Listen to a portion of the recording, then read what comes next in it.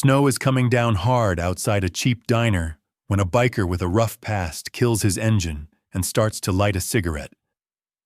Before he can, a little girl in a thin coat walks right up to him, boots soaked, face red from the cold. She grabs his vest with both hands and says one sentence that hits him like a punch. "Sir, my mom didn't wake up." Snow blew across the street in thick lines. It was late. Most of the town was shut down. Ethan rolled his bike up to the curb outside a small diner and cut the engine. The neon sign buzzed. A gas pump clicked once and went quiet. His hands were stiff in his gloves. His jacket smelled like oil and smoke, and his head was heavy in that way it always was at the end of a long shift at the garage. He thought about two options: go back to his weekly rental and stare at the TV, or hit the bar and drink until the noise in his chest went numb. That was his life most nights.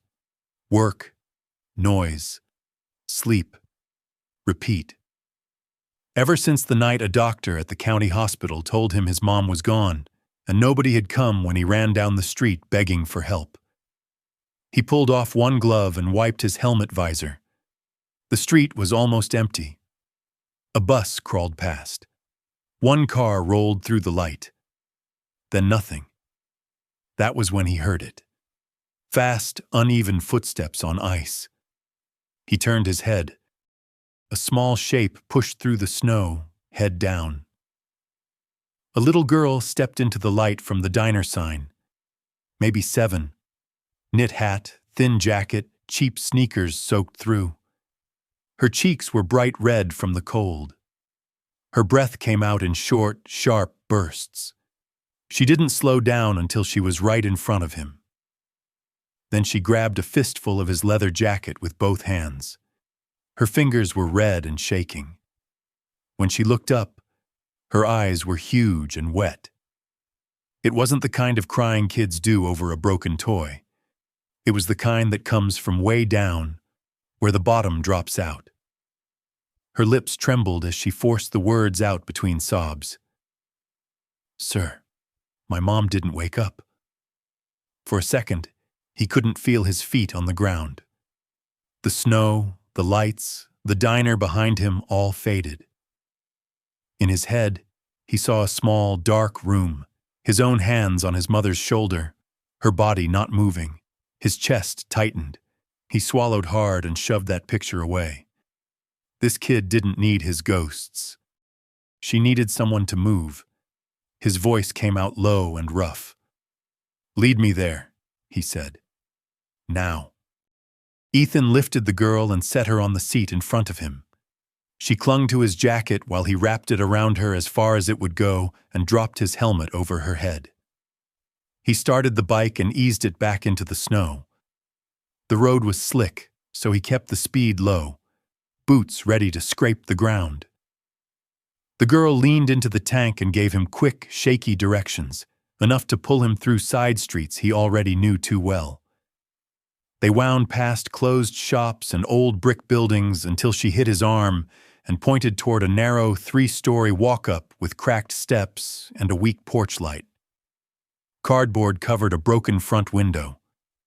He killed the engine, lifted her down, and took her inside. On the second floor, she pulled out a single key on a string.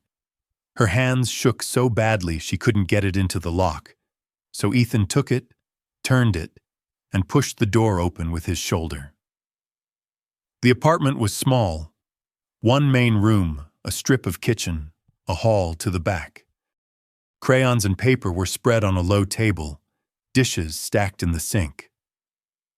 On the floor next to a worn-out couch, a woman lay on her side in work clothes, one arm stretched toward the table where a pill bottle and a knocked-over glass sat in a shallow puddle. Her eyes were closed. Her chest rose and fell, slow and shallow.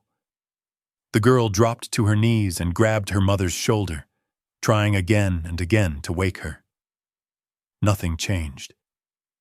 Ethan knelt on the other side and pressed 2 fingers to the woman's neck. There was a pulse, weak and fast, and her skin was hot and dry. The pill bottle, the spilled water, and a stack of envelopes on the table stamped "past due" in red told him the rest. He pulled out his phone, called 911, and gave the basics in short phrases. An unconscious woman still breathing, burning up, meds on the floor, a small child on scene. The address read off an envelope. While he talked, the girl shook against her mother's side.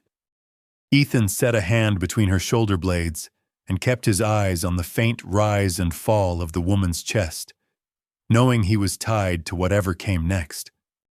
The ambulance siren reached the building before the lights. Red and blue slid across the stairwell window as 2 EMTs came through the door with a stretcher and a bag. They went straight to the woman on the floor, turned her onto her back, checked her vitals, and started an IV, moving with the flat speed of people who had done this 100 times. Ethan stayed back. The girl stayed beside her mother, stuck on the simple fact that she had shaken her and nothing had changed, replaying it in her head.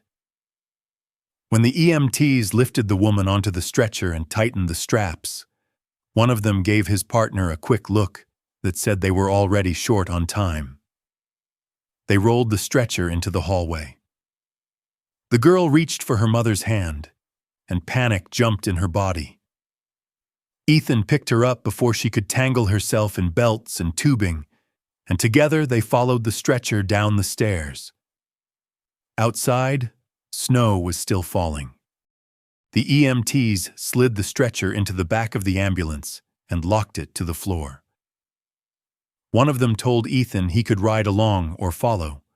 The girl answered by clinging to his neck and not letting go, so he climbed into the back and sat on the side bench with her on his lap. The doors slammed, the siren came back up, and the street outside blurred past the small back windows. Inside, there was the beep of a heart monitor and the hiss of oxygen. He watched the woman's chest rise and fall under the straps, too slow and too shallow, and felt the pattern hit something old in him. The smell and the motion pulled up a picture he could never shake. His own mother on a stretcher with the same slack weight. In his head, he was back in a hospital hallway, being pushed aside while a doctor said she had not made it, and a hand on his shoulder did nothing to hold him up. On his lap, the girl shifted and looked up at him, eyes wet, silently searching his face for an answer about whether her mother would live. He knew better than to promise anything about that. All he could choose was to stay where he was and keep his eyes on the closed doors of the county hospital ahead. They took the woman through the double doors and left Ethan and the girl in the waiting room. Hard chairs, dull tile, a muted TV in the corner. The girl pressed into his side under his jacket, her wet shoes marking the floor. Every time staff pushed through the doors, she snapped her head up, then dropped it again when no one came over. Ethan watched the doors too, listening to wheels, carts, and a monitor beeping somewhere behind them. His leg bounced until he forced it still. The girl's hand locked around his, small and cold. Once she asked if the doctors were making her mom better. He told her they were doing everything they could and left it there. The clock on the wall moved. He sat in the same frozen way he had years earlier, in a smaller room with the same bad light, waiting for a man in a white coat to walk in and cut his life in two. Eventually, a doctor stepped into the room, coat wrinkled, clipboard in hand, eyes already soft in a way Ethan knew. The man spoke quietly to the girl and laid it out in a few flat lines. They had tried. Her mother's body had been too sick and too tired. Her heart had stopped, and they could not bring her back. She went still, then folded in on herself, and a raw sound tore out of her. She started blaming herself, certain she had been too slow and waited too long. Ethan pulled her in and held on while she shook. He had heard that kind of talk before, and had said it himself.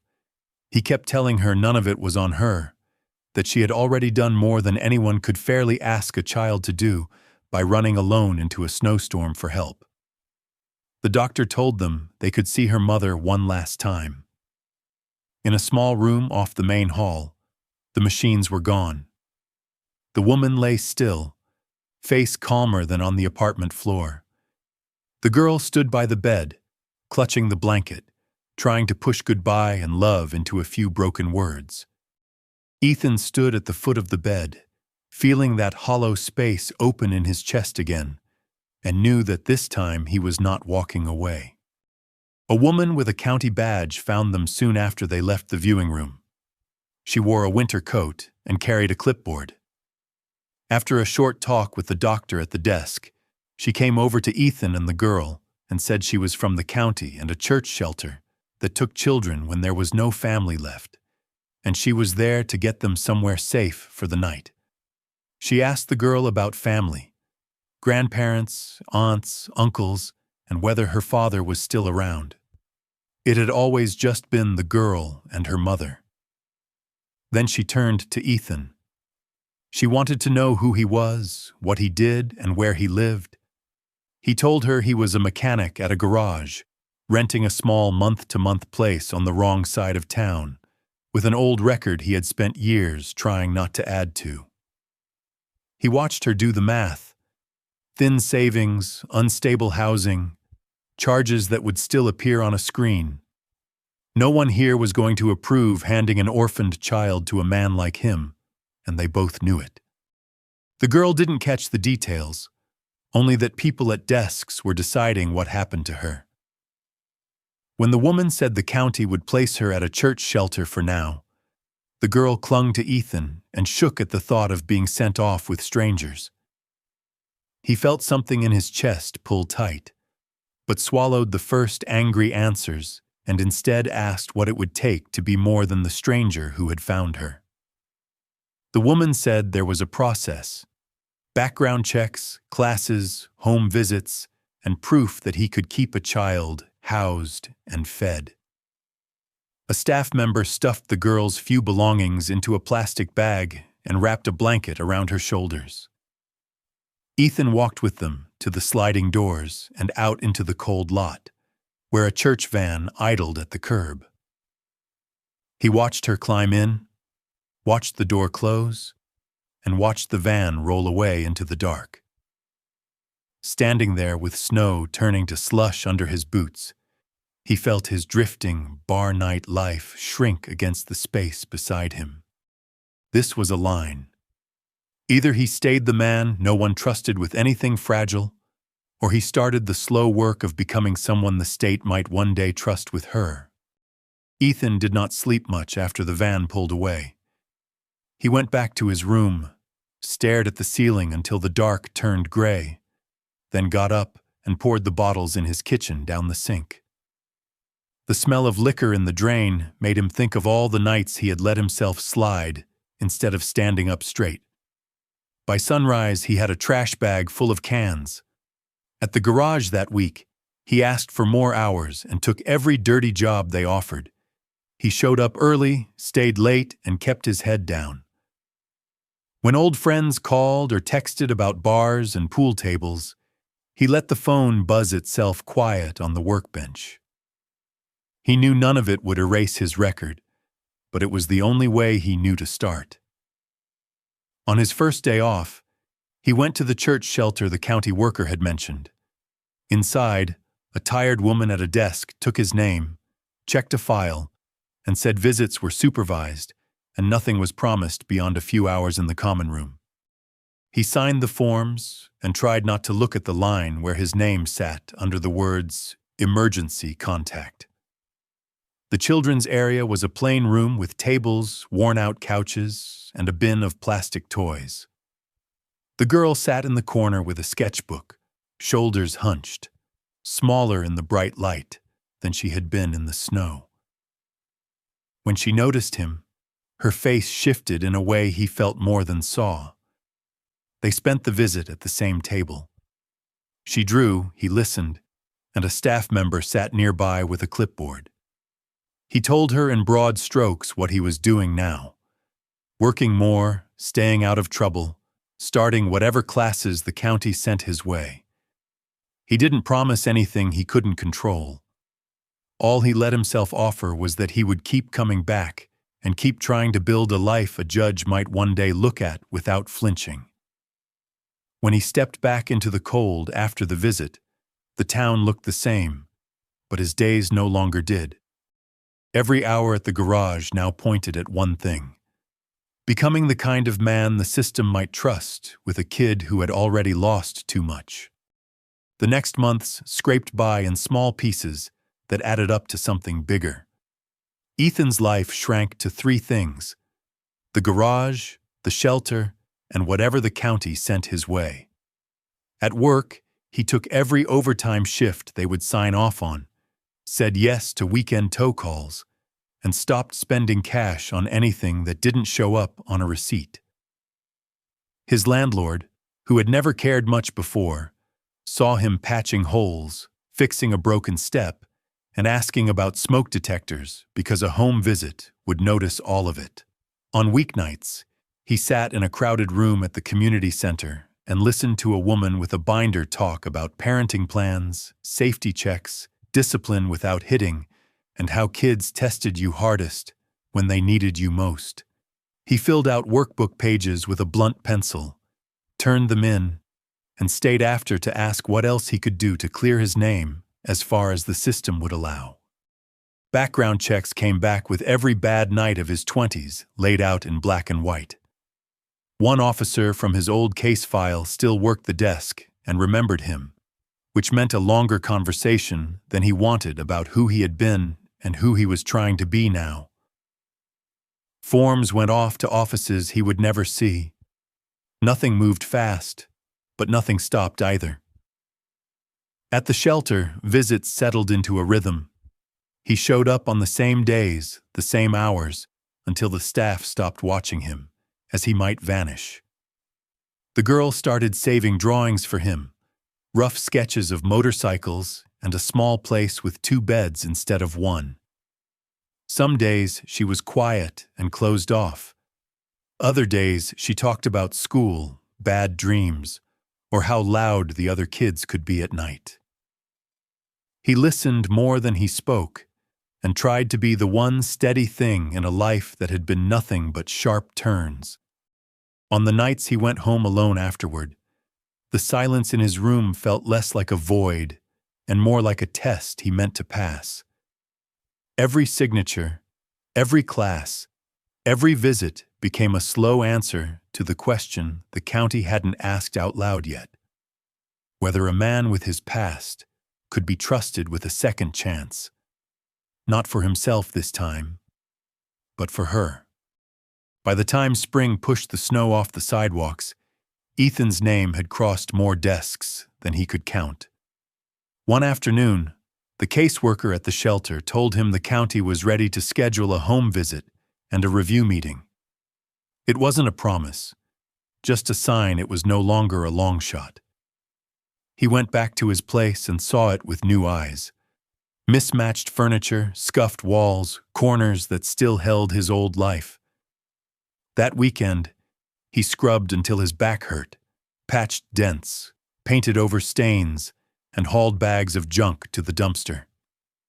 He swapped a sagging chair for a second-hand table and spent half a paycheck on a narrow bed he didn't plan to sleep in himself. When the caseworker and another woman from the county came by, they walked through the apartment with clipboards, opening cabinets, checking outlets, and testing locks.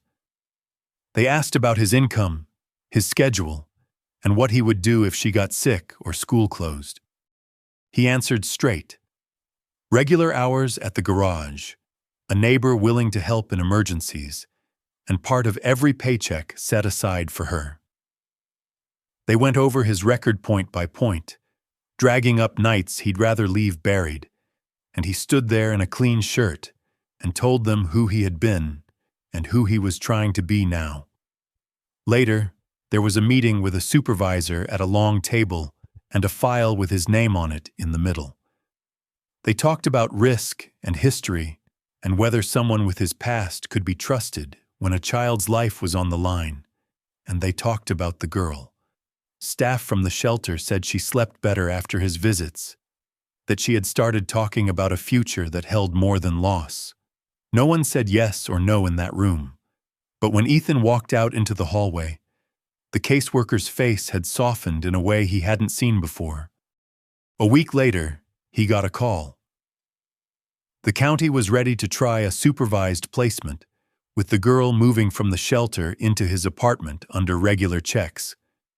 It wasn't final custody, and they could still pull it if he slipped. But for the first time, the system was handing him something fragile and waiting to see if he could hold it. The girl moved in on a Tuesday morning that felt too bright for what it carried. A county car pulled up outside Ethan's building, and the caseworker walked her up the cracked steps with one small suitcase and a plastic bag from the shelter. Inside, the apartment was not much, but it was cleaner and clearer than it had ever been. Less clutter, fresh paint in patches, a second bed made in the bedroom with a faded quilt he had scrubbed twice. The caseworker took one last walk through the rooms, checked the locks and the smoke detector, reminded him this was a trial and that unannounced visits were part of the deal, then ran through the rules and asked the girl if she felt safe. When the door closed, the quiet left behind felt heavier than the noise. Ethan stood in the living room with the girl and her suitcase, not sure what came next. She went to the window first, looked out at the street to make sure it stayed put, then drifted toward the bedroom in small, careful steps. He showed her the dresser drawer that was hers, the bathroom shelf, and the spot on the table for her school things. She unpacked in slow motion, folding each piece of clothing like it might be taken away again. The first days slid by in a mix of awkward and ordinary. Mornings became cereal, a packed lunch, and a school run before his shift at the garage. Evenings were homework at the table, dishes, and a bedtime routine they built one piece at a time, from what she said she was used to and what he could manage. Some nights she woke from bad dreams and sat on the edge of the bed, staring at the wall until sleep came back.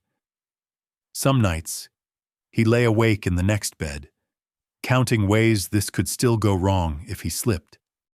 But small, solid markers started to appear.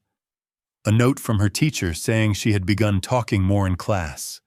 A drawing taped to the fridge showing his bike in front of the building with two figures in the window. A visit from the caseworker where she spent more time nodding than writing. Nothing about it felt dramatic or fast. It felt like tightening bolts on something that had rattled loose for a long time, and finally feeling it hold. A year later, the girl stood at a folding table at a community fair outside the same church that once ran the shelter where she slept after her mother died. The air smelled like grilled food and exhaust, a mix of families, kids, and patched vests from the bike club Ethan now rode with on weekends. The club had helped the church set up a charity show to raise money for the shelter, and the kids still sleeping in bunks she used to know by number. Ethan's bike sat in a line of polished machines. Not the loudest or flashiest, but clean to a shine that made its age look chosen instead of forced. On a board beside it were drawings she had made. The apartment before and after, the shelter room, the ambulance in the snow, and a small scene of two figures on a couch with a stack of forms and a court seal sketched in the corner.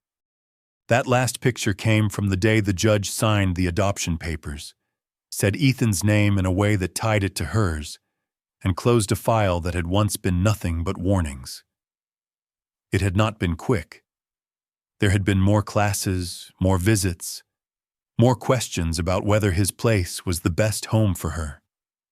But months of no missed check-ins, no failed tests, and no late-night calls had built something the county could not ignore. At school, Her file now talked about progress instead of just trauma. At home, there were routines that held shared dinners, laundry days, small arguments about bedtime that ended without slammed doors. Ethan still carried his past in the lines on his face and the ink on his arms, but it was no longer the only story in the room. As the afternoon went on, people dropped bills into the donation jar, some drawn by the bikes, some by the note pinned beside her drawings about a child who once walked into a storm alone, and a man who chose that night to stop running from his ghosts. Watching her explain each picture, pointing from the snow scene to the one with the court seal, he understood that neither of them had been saved in one dramatic moment. The change had come in small, repeated choices. Hers to keep trusting and his to keep being someone worthy of that trust. Sometimes, on nights when the air was clear and the city felt smaller, Ethan rode past the old block where it had started. The apartment building still leaned the same way, steps cracked, light over the door buzzing weakly, but the window where she had once watched for sirens belonged to another family now. He would slow at the corner, never long enough to be a stranger loitering, just enough to let the weight of what hadn't changed remind him how much had. There were still past due notices in mailboxes on that street. There were still kids who knew too much about ambulances and not enough about safety nets. He could not fix all of it, and the older he got, the less he believed in any one person being able to. What he did believe in, because he had seen it from both ends, was the damage done when no one answered, and the strange, stubborn power of one person choosing not to look away. At home, the girl's life had become full of small, ordinary problems he never let himself take for granted. Missing homework pages, shoes left in the hallway, a science project that needed glue at 11 at night. She rolled her eyes when he reminded her to turn off the lights, argued about chores, asked for rides, and sometimes shut her bedroom door just to have a door to shut that belonged to her. Those were the moments he held on to when his own ghosts came walking back. When a smell from the hospital drifted through a TV show, or a motorcycle backfire pulled up the sound of a flat heart monitor from years ago. He still had nights when his past felt close enough to touch, when the version of himself the county had first read on paper seemed more real than the man rinsing dishes in a small kitchen while a teenager hummed along to something in the next room. On those nights, he would remember a 4-year-old in a snowstorm reaching up for his hand, and a haunted part of him finally reaching back. The story he carried now was not that he had saved anyone. It was that given one more chance to walk away, he hadn't. And that choice, repeated in 100 quiet ways after the snow melted, was slowly teaching both of them that some endings could be rewritten if someone stayed long enough to help write the next chapter. Some nights, when the weather turned bad again, Ethan thought about the storm that had started it all. There would always be kids like the girl had been, standing in the cold with more fear than anyone their size should carry, and adults like he had been, so used to walking past trouble that it felt normal. Most of the time, those two lives never touched. People pulled their jackets tighter, kept their eyes on the sidewalk, and told themselves whatever was happening across the street was someone else's problem. He had done the same thing for years, right up until a small hand grabbed his cut and would not let go. What had changed his life after that wasn't any speech from a judge or a perfect fresh start. It was a pile of smaller things that stacked up over time, showing up when he said he would, answering the phone instead of ignoring it, going to classes tired instead of going to a bar, and turning toward the hard parts of the girl's grief instead of backing away from them. Her courage that night forced him to look straight at the mess he had been stepping around in his own past. His choice to stay forced her to learn that asking for help didn't always end with someone leaving. The county paperwork only caught the outline of that: case numbers, home visits, a line that changed from temporary to adopted. The real story sat in quieter places, in burned dinners, shared jokes that took the edge off bad days, doors that closed and then opened again, and long stretches of silence that slowly filled up with ordinary sounds like running water and homework and music from a bedroom down the hall. None of it erased the night her mother died or the years he had wasted, and he never expected it to. It just proved to both of them that the worst day you live through doesn't have to be the one that decides everything that comes after. In the end, it came down to something simple enough even he could understand it.